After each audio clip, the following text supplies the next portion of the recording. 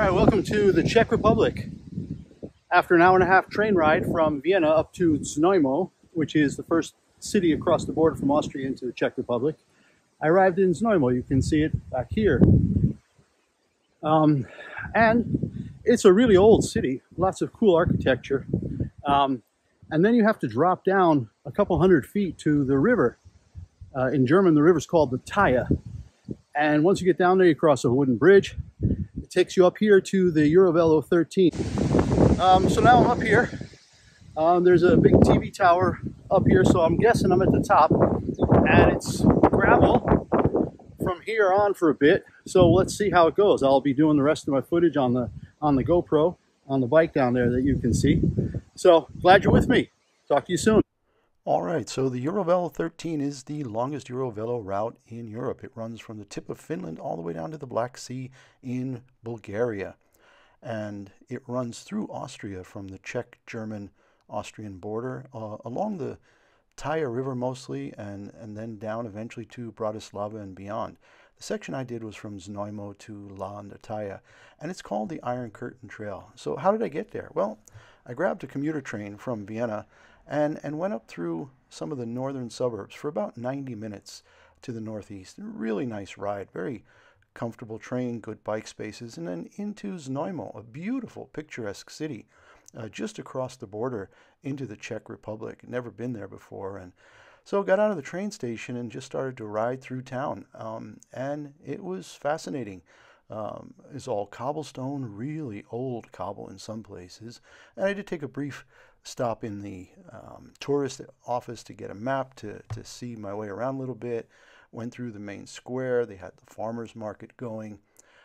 Plenty of old buildings going back 600-700 years and even to about 1,000 years. So as I was leaving town, I did find the trail, and it wound down this really interesting curvy road past more of this old architecture, and you could actually see the bridge where the train came across the river earlier. You know, there's a pedestrian way down, and this road's for bikes and cars, and is part of the EuroVelo 13. Bottom, you are at the bridge that crosses the Thaya River, and that was just really pretty and picturesque again. So getting across there, did run into a couple of cyclists, but they were going a different way.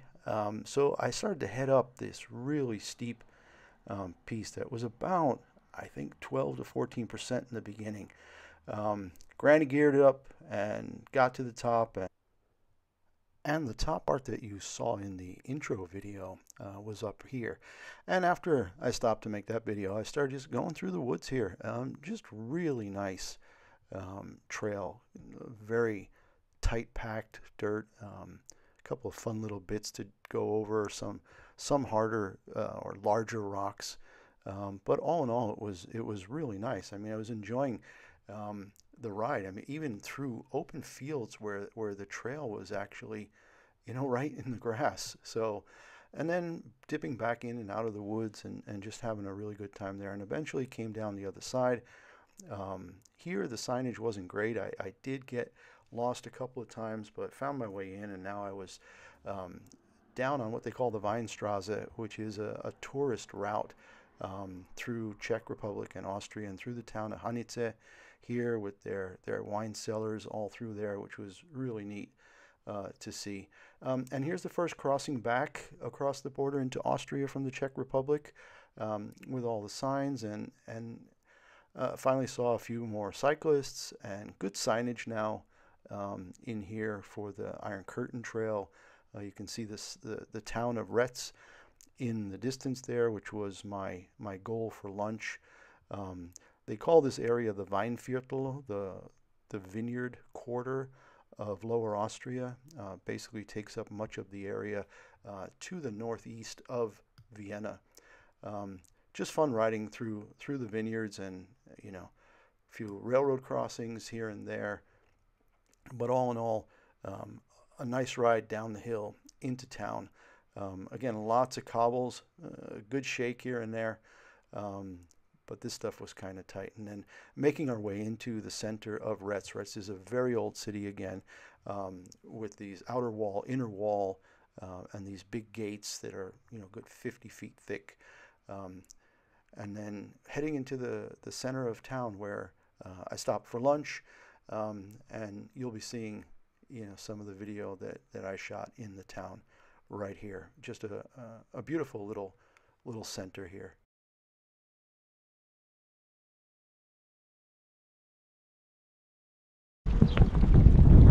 Welcome to Retz.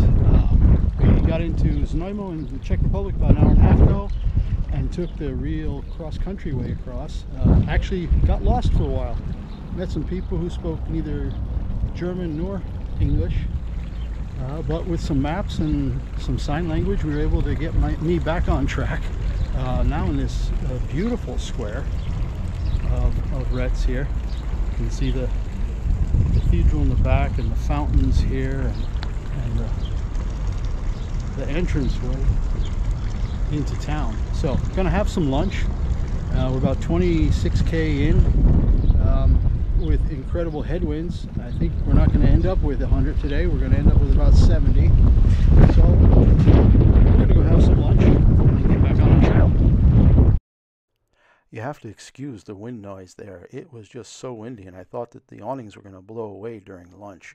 But it got even worse, as you'll see here in just a second with my next little recorded bit, as we headed east out of Retz on our way to La.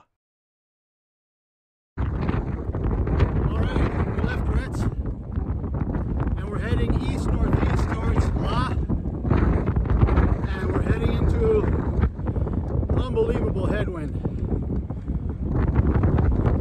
I'm basically in my uphill gear, almost my granny gear. The gusts are up to 35 miles an hour. I don't know. I'm really going to enjoy 2.5 hours of this, but we'll see.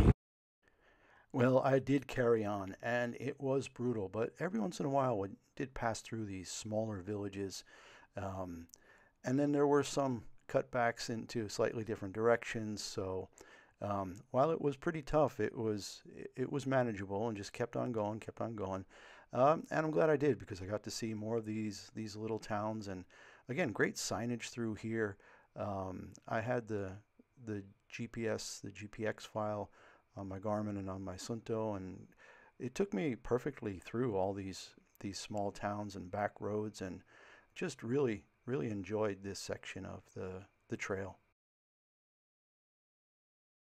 Hey, welcome to Seefeld. We are 52 kilometers, or about 32 miles in to our ride today. We've been dealing with some pretty hefty headwinds for the last, I'd say 15 to 20 miles.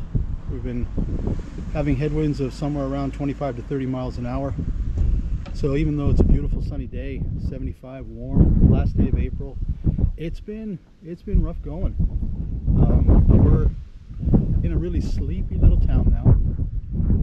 We've got 12.5 miles to go to La, and that'll mark the end of our trip. So we're going to make it after all. There was one segment back there where I was talking while recording, and I don't know, I'll see later if that actually is usable because of the wind noise.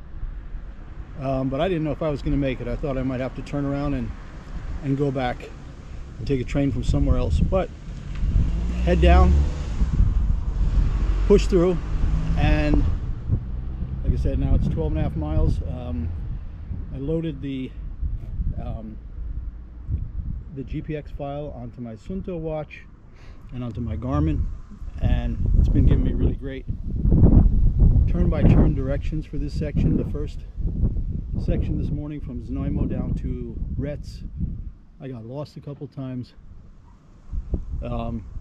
Should have had the GPX, but there were two ways. There was an up and over the mountain way, and there was a easier along the river kind of way, and I chose the harder way, and the signage just wasn't that great. But it was interesting, it was cool. It was difficult. I saw some really interesting stuff. I saw several lizards, green bodies with blue heads. I got to look that up when I get home. I'll try to put a picture or a link up here if I can find out what that was. Ton of pheasants, ton of jackrabbits. They're just gigantic. But mostly just sleepy villages. This is the first store. I stopped and got some drinks and a Snickers bar and filled up my water bottles. It's the first store I've seen in like 17 or 18 miles. So since lunch. So just happy to be almost done. All right, I'll check in at the end. Bye now. This is what they call the Kellergasse. All the wine cellars in this little town. Some of these buildings probably have foundations that are 400 or 500 years old. I definitely want to come back here on a day when everything's open to sit and have some wine and some food. It looks like a lovely place to spend an afternoon. So after leaving this town, we did have one really interesting longer uphill stretch, and it was kind of nice because at this point, probably for the only time during the day, I had a tremendous tailwind and I hardly had to pedal up this hill, and down the other side was quite steep, and we were really ripping down this hill, heading once again towards the Czech border. And here we are again going into the town of Hreadek, sorry, my bad, Hreadek, before finally crossing back into Austria and La. And this is what passes for a border crossing these days, a little container with a couple of people sitting inside. And the town of La is known for its spas, so a lot of thermal baths and spas here. Another place definitely worth another visit. And this was definitely the end of my ride, and headed over to the train station. All right, we are back. We have made it to La under Thaya. About 4.5 hours, 4 hours and 42 minutes total time, 2,003 feet of ascending, an average speed of 10.1 miles per hour, which seems awfully low, but given the wind we had today, I'll take it. Now I'm just waiting for the train. The train is here. It's going to take me back to Vienna. I had a flat tire 4 miles from the end. Hit a really nasty, chunky gravel section with potholes. Still on the Czech side before crossing the bridge over the river back into Austria, right over here outside the town of La. But was able to change the tire, the tube, in about 10 or 12 minutes. But it was just enough to miss the last train. So now I gotta wait. I got another 22 minutes to wait, and then it's about an hour back to Vienna. But all in all, it was a great day. The EuroVelo 13 has some interesting bits. The city of Znojmo was really interesting. Very old, very cool architecture. Really deep cavern kind of valley down to the river. And Retz is interesting because it's got the underground cave network for all the wine storage. I have to go back there, do some wine tasting. But as far as like bike packing and camping, I didn't see a lot of opportunities. Now I know this is just one section. You know, it was 47 miles, about 77 kilometers. But I didn't see a lot of stores. I didn't see a lot of water pumps, water sources. Too much of it was on the road, and I'm not so sure I'm going to do the longer bike packing tour on this route. I'm going to do a little bit more recon on some of the other EuroVelos. I mean, the 6 we know, it's the Danube, but the 9 also goes through Austria or different parts of this 13. Worth exploring. But had a great day.